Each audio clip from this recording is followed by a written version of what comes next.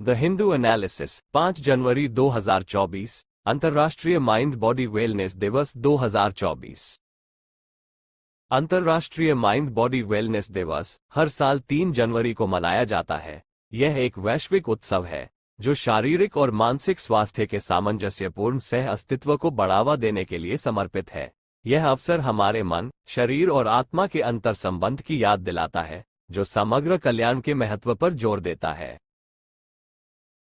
PM Modi ने Trichy airport terminal का उद्घाटन किया, 20,000 करोड़ रुपए की परियोजनाओं की शुरुआत की। प्रधानमंत्री नरेंद्र मोदी ने मंगलवार को तमिलनाडु के तिरुचिरापल्ली में विमानन, रेल, सड़क, तेल और गैस, शिपिंग और उच्च शिक्षा क्षेत्रों से संबंधित 20,000 करोड़ रुपए से अधिक की कई विकास परियोजनाओं का उद्घाटन और शिलान्यास किया। उन्होंने तिरुचिरापल्ली अंतर्राष्ट्रीय हवाई अड्डे के नए टर्मिनल भवन का भी उद्घाटन किया। पद्म भूषण पुरस्कार विजेता प्रोफेसर वेद प्रकाश नंदा का निधन। प्रोफेसर वेद प्रकाश नंदा भारतीय प्रवासी जगत के एक महान व्यक्तित्व का हाल ही में निधन हो गया। वे अपने पीछे साहित्य, शिक्षा और अंतर्राष्ट्रीय कानून में गहन योगदान की विरासत छोड़ गए। 1934 में ब्रिटिश भारत के गुजरांवाला में जन्मे, उनकी यात्रा सीमाओं को पार कर गई क्योंकि 1947 में विभाजन के बाद उनका परिवार भारत आ गया। प्रोफेसर नंदा का उल्लेखनीय करियर, जिसमें 2018 में पद्म भूषण से सम्मानित किया जाना भी शामिल है, शिक्षा, अंतर्राष्ट्रीय कानून और वैश्विक समझ को बढ़ावा देने के प्रति उनके समर्पण को दर्शाता है। निविया इंडिया ने गीतिका मेहता को अपना नया प्रबंध निदेशक नियुक्त किया। निविया इंडिया ने गीतिका मेहता को प्रबंध निदेशक (MD) नियुक्त किया है।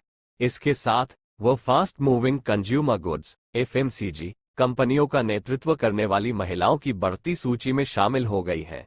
मेहता का पिछला कार्यकाल हर्शे इंडिया में 2.5 साल के लिए MD के रूप में था और इससे पहले वो 18 साल तक देश की सबसे बड़ी FMCG फर्म हिंदुस्तान यूनिलीवर में थी।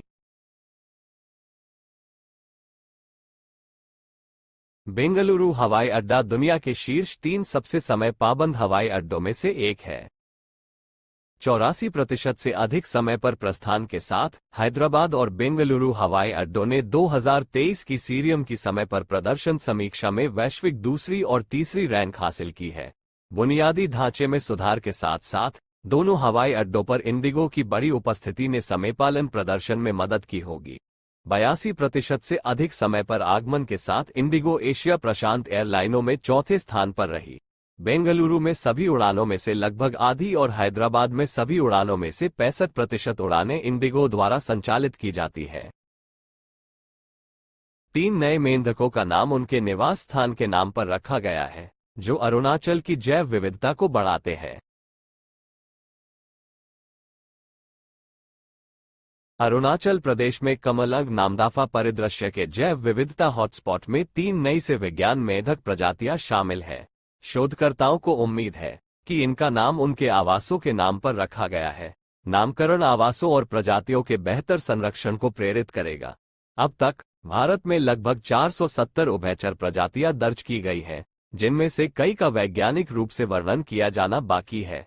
हालांकि जलवायु परिवर्तन और मानवजनित गड़बड़ी विश्व स्तर पर उभयचरों की गिरावट का कारण बन रही है। टाटा पे ने RBI से पेमेंट एग्रीगेटर लाइसेंस हासिल किया है। टाटा समूह के स्वामित्व वाला डिजिटल भुगतान ऐप टाटा पे भारतीय रिजर्व बैंक RBI से बहुप्रतीक्षित भुगतान लाइसेंस प्राप्त करने के लिए गूगल पे, रेजर पे और कैश फ्री के साथ जुड़ गया है। देश के शीर्ष बैंक ने टाटा पे को भारत में काम करने के लिए पेमेंट एग्रीगेटर PA लाइसेंस प्रदान किया है। इससे कंपनी को ई-कॉमर्स लेनदेन की सुविधा के लिए अपने प्लेटफॉर्म का उपयोग करने में मदद मिलेगी। सरकार ने चिकित्सा उपकरणों की मंजूरी को सरल बनाने के लिए NSWS पोर्टल लॉन्च किया। भारत सरकार के स्वास्थ्य सेवा महानिदेशालय ने राष्ट्रीय एकल विंडो सिस्टम NSWS पोर्टल पेश किया है, जिसका उद्देश्य चिकित्सा उपकरण क्षेत्र के भीतर अनुमोदन प्रक्रिया को सरल और सुव्यवस्थित करना है। NSWS पोर्टल को चिकित्सा उपकरण उद्योग में व्यवसाय संचालित करने के लिए आवश्यक अनुमोदन, लाइसेंस, पंजीकरण और मंजूरी प्राप्त करने के लिए एक सरलीकृत प्रक्रिया की सुविधा के लिए एक व्यापक मंच के रूप में डिजाइन किया गया है। हमारे चैनल को सब्सक्राइब करने और हमसे जुड़ने के लिए YouTube अथवा Google पर सर्च कीजिए क्रेजी जीएसजी के सतीश शुक्ला अथवा सतीश शुक्ला सर।